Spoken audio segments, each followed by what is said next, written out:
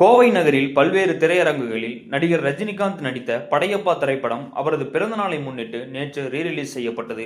இந்நிலையில் கோவை ஒண்டிப்புதூர் பகுதியில் உள்ள பிரபல மிராஜ் திரையரங்கில் படையப்பா திரைப்படம் திரையிடப்பட்டுள்ளது.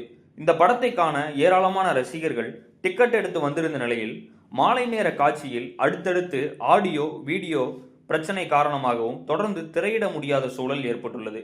இதையடுத்து திரையரங்கிற்கு வந்திருந்த ரசிகர்கள் மற்றும் பொதுமக்கள் திரையரங்க ஊழியர்களுடன் வாக்குவாதத்தில் ஈடுபட்டனர். முழுமையாக திரைப்படம் ஒளிபரப்பப்படாத நிலையில் பணத்தை திருப்பிக் கொடுக்க வேண்டும் எனவும் வாக்குவாதத்தில் ஈடுபட்டனர். அவர்களை சமரசப்படுத்திய திரையரங்க ஊழியர்கள் பணத்தை திருப்பிக் கொடுப்பதாக தெரிவித்ததை அடுத்து ரசிகர்கள் போராட்டத்தை கைவிட்டு கலைந்து சென்றனர்.